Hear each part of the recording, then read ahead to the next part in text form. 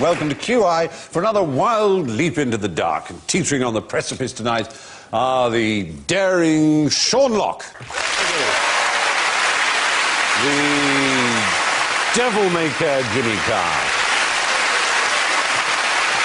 the dauntless Joe Brown, and he doesn't even know the meaning of the word dastardly Alan Davis.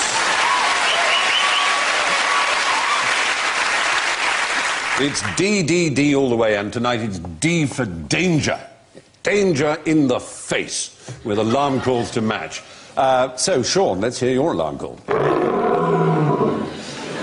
And Jimmy goes. And Joe. Vehicle reversing. Very nice, too. And Alan. You don't get more dangerous than a mosquito, yeah. Yeah. Anyway, in the next 24 hours, talking of danger, there is a 1 in 48 million risk of being burned to death while you sleep. There is a 1 in 30 million risk... That would wake you up, wouldn't it? It would. How heavy a sleeper would you have to be to be burnt alive? You could be quite pissed, couldn't you? I actually burnt my flat down when I was pissed. You didn't put that on the insurance form, did you? I was pissed, that's how it happened. You know what it's like, you just go, oh, f*** it, sort it out in the morning. Are you exaggerating? Was it cystitis? Hey, you've got rather ladies' area quite early on in the show. Thank you very much. Dear me. Right, 1 in 30 million people risk dying by being murdered. The risk of choking to death is 1 in 120 million. And the risk of dying by tea cosy is 1 in 20 billion. There is, however, a 1 in 257,000 chance of you dying today, during this programme. What have you got planned for round 2? There's a tiger involved, is there? If there happened to be 257,000 people playing QI at the moment, one of them would die. But it may be us. We don't know. Not because of the game. No. Just saying, you have a 1 in 257,000 electrocuted by the buzzer?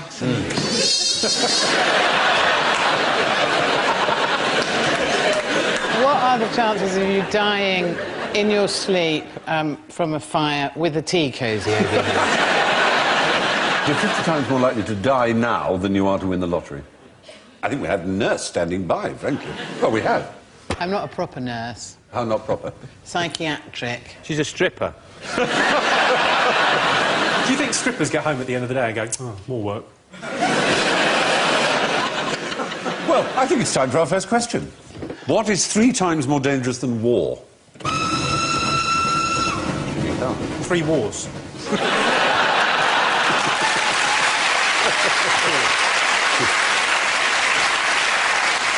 Vehicle reversing. Is it doing a Huey on the A40? This is according to the United Nations.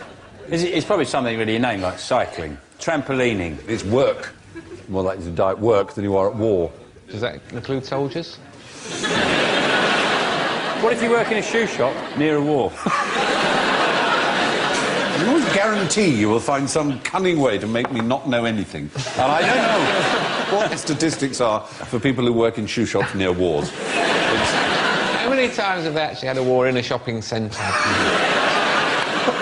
It's very rare that first world countries get invaded, but if they did, you could have a shootout in a multiplex, couldn't you? If you lived in South London, you'd find a lot of wars in shopping centres.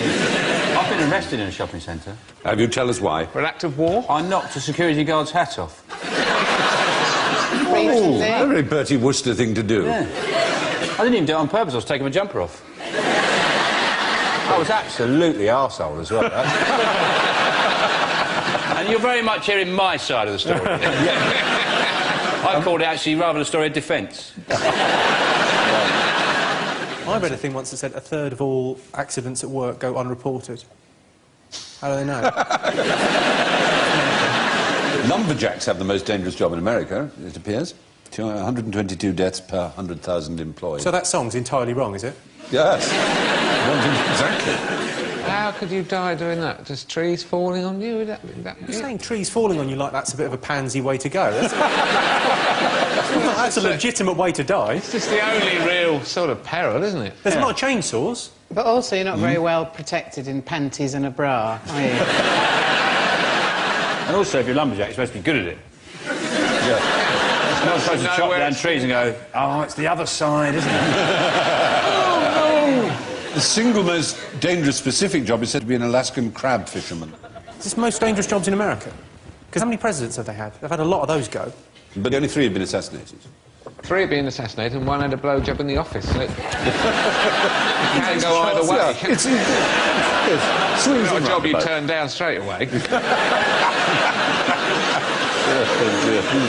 Well, now, yes. According to the United Nations, more than 2 million people die from work-related accidents, as opposed to 650,000 people a year who die in wars.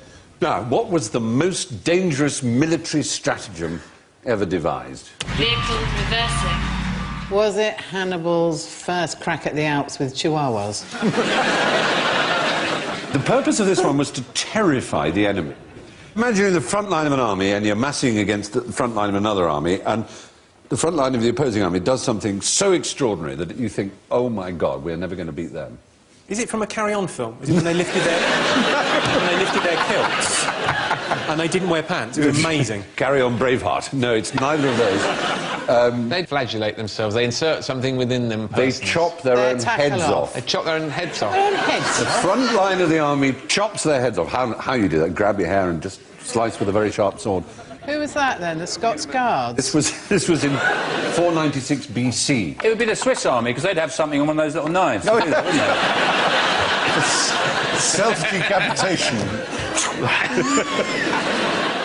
It's a country you know well, and you're wearing its flag at the moment. This is the flag of Vietnam. Well, that's right. We're talking 496 BC, the army of King Gujian of Yue. And he had convicted criminals in the front line and told them they had to cut their own heads off. You may say, well, why would they do that? What's the worst that could happen? The worst that could happen was if they didn't, then all their families and all their children would be massacred as well. It.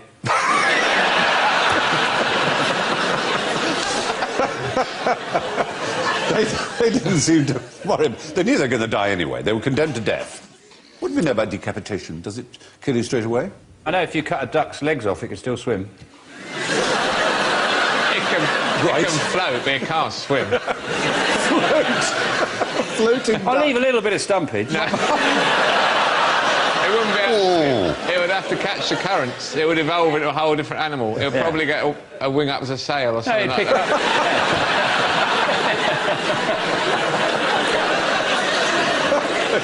Didn't they discover, like, for example, at the French Revolution with the guillotine, that, like, heads could kind of, like, chat a bit Carry on after, chatting. So, Well, no, you're right. There was a story during the terror of the French Revolution that 2 members of the National Assembly were guillotined and their heads put in the same bag straight away, and one bit the other so hard they couldn't be separated.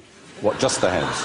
That's holding a grudge, isn't it? For all intents and purposes, you're dead. Let it go. Yeah, you didn't get on. Whatever. They were French. Well, anyway, from decapitation to another kind of danger, what is the most dangerous sport in fact, the most dangerous country in the world? Contemporary dance in Scotland. Hopscotch in Afghanistan? I don't know. You're very close.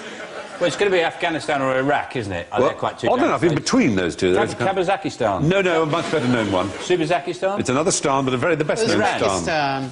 Pakistan. Pakistan. Pakistan. They play a lot of cricket. They do play cricket there, but they also have this very dangerous sport. So dangerous it's been banned for all but 15 days of the year. It's a child's pastime that has become aggressive and extreme. Conkers? No. It's mentioned and indeed sung about in Mary Poppins. Buckaroo? Mary Poppins. Flying a kite. Flying a kite. The idea of extreme kite flying is dangerous. You have to sever your Head? competitor's... You have to sever your competitor's kite from its string, and so the string's actually made of metal with glass, sharp, abrading glass. And motorcyclists get garroted, because hundreds of people do it all over the country. Who told you this, Stephen? This is nonsense. This doesn't happen. I'm afraid it does. No, I saw it, Channel 5, when kiters go bad. They shout, "Bo catter," kite down. What about when they garrot someone? What do they shout then? Oops. Yes, probably. It's the spring festival of Vasant Panchami, or Basant is when it happens. And there's people against it. The Kite Flying Effectees Committee, people who are affected by kite flying, have tried to ban it completely. Do all the kites have to have the face of Des Lynam on them? He is a god in Pakistan. Yeah. How big can a kite be? What's the heaviest kite you Huge. could have? They could weigh anything up to 4 tons. Well, the largest kite ever made weighs nearly a ton. 100 it's metres 48 long. foot by 36 foot. That's And right. how many people does it take to fly that, then? 50. 50 people, yeah. 50 men, it says here. 50 men or 25 fat birds? It has 200 strings. And the smallest is 1.25 inches across. You can get them in the market and stuff. You see those blokes doing those tiny kites? Have you seen them? No. Miniature kites. That's right. On bridges and things or something. Oh, do they? You started using an electric fan, one of those little handheld electric fans that just flies up. Invisible string, which makes it very pleasing. Then you go home and cry. What am I doing? What the hell am I doing in my life? I want to be a doctor. Look, everybody. Oh, what's the point? So, name the world's most dangerous manager. It's not Dave the Decapitator, who's head of Psychos R Us in Catford. No. Not Chernobyl Health and Safety or something, is it? No, that would count. Is it something like Evel Knievel's manager? Very like Evel Knievel's manager, only go back in time to the Niagara Falls. Blondin's manager. Absolutely right. I think you should get 10 points for that. Blondin's manager. And for the boys and girls, tell us who Blondin was. He was a famous tightrope walker. He was the most famous tightrope walker of his day. But he also carried his manager across, which was a disaster, because his manager was a lot heavier than him, and Blondin liked slippery tights. And stopped 6 times because he was so heavy. It was on the 17th of August, 1859, and it took 42 minutes. Is that his manager, then, or just some bloke that wanted to get to the other side? He'd take eggs and a frying pan and a trivet and matches, and he'd stop halfway across and make an omelette and then eat it. Or he'd take a lion and a wheelbarrow across with him. Really? Yeah. A lion? Yeah. What was his manager giving him? Did he eventually die by falling off one? No, he died, actually. He died in... Tea cosy. I thought it said, though, he died in a bed of diabetes. No, he died in bed of diabetes. Not in a bed, it's one of the restaurant menus, nestling in a bed of diabetes. No, he died in bed, age 73. Because actually they have terrible trouble, don't they, stopping people trying to go over the Niagara Falls, because people are always trying to get in a barrel, and I've no idea why, but they have to have special security men, because apparently there's endless kind of trucks reversing up with sort of concealed and he's just going, right, push me, Dave, I'm f***ing going. Apparently there's enough people that want to do that for them to have to really... They do stop it. There have been 16 known barrel drops, and 6 of those have ended in mortality. The first to do it was a woman. Hey. Yes, Annie Taylor. Didn't want to. Didn't want to. That's a honeymoon that's gone horribly wrong. Now, Annie Taylor was the first to do it, And she was something of a heroine for doing it. There she is, look. Well, battle axe she looks, I mean, God. But there's her barrel. She's all right. With her name on it. Annie Edson Taylor, heroine of Niagara Falls, it says. And Bobby Leach was the second man to do it. The third man to do it was a Briton, Charles Stevens, and he did it with his legs tied to an anvil. By this time, people were already bored with the feat by 2 people having done it. I think it's really nice they went to all the effort of writing their names on the barrels. Well, he couldn't because he tied it to an anvil in that rather sort of roadrunnery way, you know, kind of thing. And all they found of him was a severed arm inside the barrel with a tattoo on it saying, "Forget me not, Annie." People were obsessed with the Niagara Falls. They had this pirate ship, and they filled it with animals, bears and geese and all kinds of things, and sailed it off the top of Niagara. And only 2 geese survived. 2 bears crawled out, and they were shot. It's a cowardice. So, now, what's the most dangerous sporting activity for women? Foxy boxing. Foxy boxing. Foxy boxing. Cheerleading, somewhere like Iraq would be tough, wouldn't it? You know, I'm going to give you... Cheerleading would be quite... I'm going to give you the money. Really? The points. Money. No, I want the money. You start playing for money. Actually, Stephen, I really want the car. I know it's behind me. You get the points, because the answer is simply cheerleading. Really? Cheerleading is the most dangerous. More injuries and deaths are sustained by women engaged in cheerleading than any other sporting activity. The best-known cheerleader in America is... George Bush. George Bush is the right answer. Did you actually know that? Yes, what he did at... Thanks. Yes. Yeah, it was the only sporting activity. It's what he did. He didn't play sports. Absolutely right. He had special T-shirts made with Go Nads, which was the name of his team. Go Nads. You see? I've never seen cheerleaders that aren't in a shower. Yeah. I thought that's what they did. I thought they were just obsessed by lather. Other dangerous sports? Bungee jumping? Do you know anything about that? You can get a detached breast tissue. What, at the gift shop afterwards? Or... Because if you go in the nude, they let you do it for free.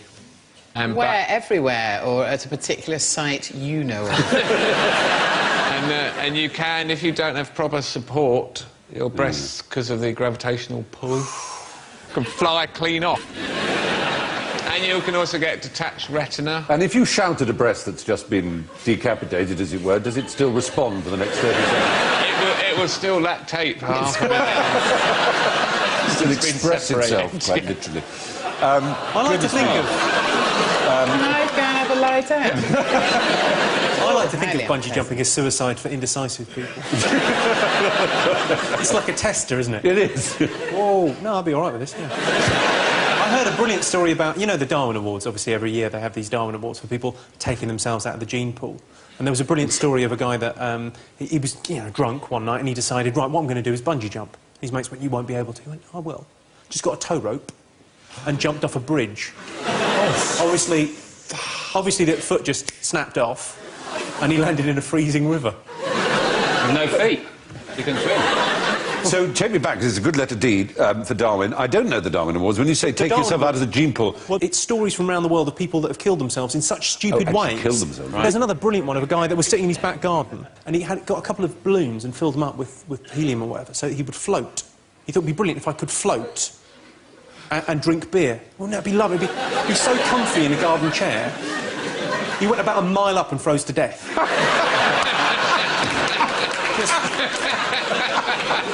What an arse! But I see what you mean. It's taking out of the gene pool. In other words, the human gene pool does not need those kind of people to pass on their genes to the next generation. Indeed. Yeah. It's the reason why they should allow people to walk down to railway tracks if they so wish. Because, you know what? You don't need them. If they can't work out a train's coming... Right. Let's face it, the gene pool needs a little chlorine. You know who you are. Who invented bungee jumping and when? That was the New Zealanders, wasn't it? It was actually a British invention in 1979. The bungee strap is a British invention. Yeah. Hurrah! Yeah, good on. And they never, ever, ever break. That must be a real comfort to the families of the people that the rope was too long. Yeah. No, the rope, if you want, it's still perfect. Oh, thanks. Yeah. snap. You can have another go with the coffin. Oh, into the grave, out the grave, into the grave. Oh, it must happen. I want that to happen.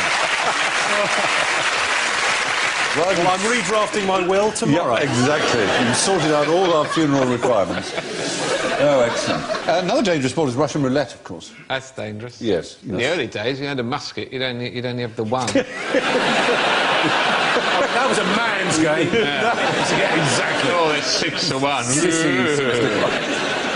What we do know is that in 2005, more than 200,000 cheerleaders had to attend medical facilities with cheerleading-related injuries. It's time, ladies and gentlemen, how could it not be, for us to dare to dip into the deep end of the pool of half-dissolved truths and sheer undiluted mythery that we call general ignorance. So fingers on buzzers, please. What causes deep vein thrombosis on aeroplanes? Oh, you're in first. Sitting still phrases and getting a blood clot. Ooh! Sitting down for too long. Oh, hello. Is it the 5 pasties you had before you set off? Well, it turns out, according to a Lancet article, that if you put people in exactly the same conditions as on a cramped aeroplane, but on dry land in an ordinary room, they don't get the increased chances of DVT. Yeah. That it's actually the poor air quality. And you know the air quality on planes is worse now that they've stopped you smoking. I know, exactly right. It's very bad air indeed up there, and they save a lot of money on it being bad air. And it also seems to be a contributory factor to DVT. But there are these compression socks. There was an article in the newspaper very recently about them actually working. They're hugely sexually attractive, those. Well, they stopped calling them surgical stockings because that sounds so kind of Les Dawson, old lady, and they now call them compression socks. It sounds I slightly think butch. I like those socks, because you You put them would on... do, because you're sort of quite pervy, aren't you? Well, here's the thing I like about them. It's a really tight sock, and when you take it off, it's lovely and itchy. It's very satisfying somehow. Do you have bald chins? You, Do I have bald you old chins? enough now to have bald chins? The lower shin? I don't know what you've been up to, Stephen, to be honest. You know, I can't even conceive of how you've got as that. men age, the hair stops growing in the lower part of the shin. Does it? You must have Oh, no, noticed I've that. got virtual quiffs down there. Have you? You're still pretty hairy down Look there. at Yeah. Brushed by the tip of your penis as well, I can see that. Most impressive. I've got to get that reattached. With women, it's the other way around. My bikini line's wound around my ankles at the moment. So, fingers again on buzzers. How much sleep should you have every night? Vehicle reversing. Go back. 4 hours. Good answer. 4 hours? 4 to 7 hours, you'll live a lot longer than if you have 8 hours every night. People who have 8 hours or more live shorter lives. Yeah, but if you only sleep 4 hours a night, it can lead to dismantling the welfare state. Margaret Thatcher is a famous example, but very well put, of someone who didn't get that much sleep. Yeah, no wonder, really, what she did to the miners. Yeah. Right. The average Briton gets 6 or 7 hours sleep a night, as opposed to their grandparents or great-grandparents in 1900, where 9 hours a night was the average. Certainly people lived less long, but for all kinds of reasons. What scale do seismologists use to measure earthquakes? Sean. The Richter scale. Oh! No, they don't. Seismologists don't. Journalists often do still these days, but not for 30 years nearly. They use something else. It's called the MMS, the Moment Magnitude Scale. You Disappointing. sure? You're absolutely sure? Yes. Sure. I got that wrong. You did, but you kindly went it right. There's an example of what happens after an earthquake. The angles, it's rather like Renaissance Mannerist art. The diagonals are very... the composition is excellent. I hate Renaissance Mannerist art, don't you? Do you? Yeah, it's crap. Michelangelo, for example? No? Michelangelo? Don't like him? Bollocks. No. He was particularly good at bollocks, it must be said. It's one thing he absolutely thrived Has at. he been spotted in Heat magazine? Michelangelo spotted buying pants in Primark. Primark. Primark. Do you get yours made specially by the Queen's tailor? I thought you'd had yours done on a loom by Exquisite Boys.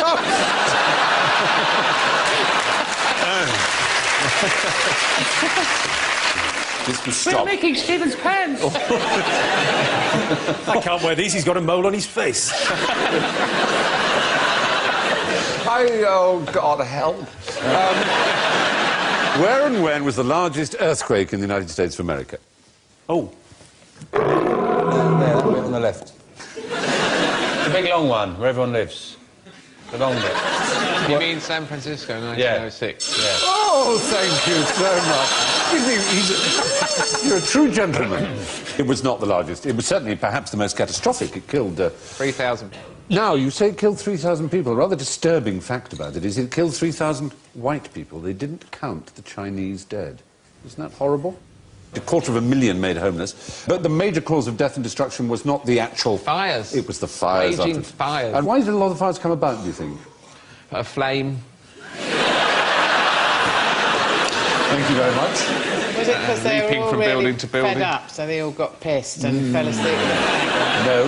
Gas. Because they weren't insured against earthquake, but they were insured against fire, so a lot of people started setting fire to their houses when they saw that they were cracked. When the insurance company would go, oh, what are the chances? It burned down the same day, did it? But some genuine fires were caused by the fact that there was a gas main and that would go up. You know, it was at a time when there was gas lighting and heating all over the city. I think I might know where the largest earthquake was. Yes, same. I think it might be Yellowstone National Park, because there's a supervolcano underneath it. Well, you're probably right. I would have to add the right of the question, since European settlement.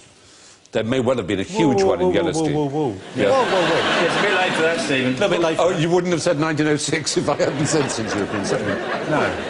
Just on the subject of the San Francisco fire, this is an example of how nasty it was. When the fire caught the Windsor Hotel at 5th and Market Streets, there were 3 men on the roof, and it was impossible to get them down. Rather than see the crazed men fall in with the roof and be roasted alive, the military officer decided to direct his men to shoot them, which they did, in the presence of 5,000 people. And there was another man who started burning... The entertainment back then was rubbish. Another man screamed and begged to be killed as his feet began to burn, and he was up on a roof then. And the policeman took his name and address and then shot him through the head. Took his name and address. This is my house. No, actually, the greatest earthquake, certainly since European settlement, was that in New Madrid, Missouri, in the Mississippi Valley, during 1811 and 1812. Or you may prefer the one in Prince William Sound, in Alaska in 1964. Either way, the more famous San Francisco earthquake was just simply not in the same class. I think it brings us really handily to the end of the quiz on this particular occasion. And looking at the scores, there's astounding things going on. Because way out in first place with 7, Joe Bernd, ladies and gentlemen. In second place with a very handy 4 points, Sean Locke. Thank you. Neither up nor down, but in third position with 0 points, it is Jimmy. Which means our runaway fourth place goes to the minus 19 of Alan Davis.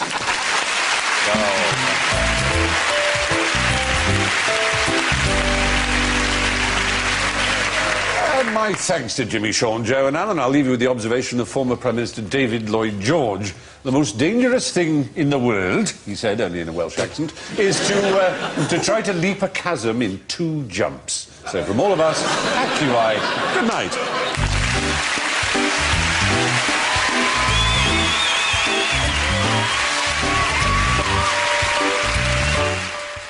Clive Anderson, Vic Reeves and Arthur Smith join the panel in the next QI, and you can watch that right now over on BBC 4 or simply wait till next Friday at 10 here on BBC 2.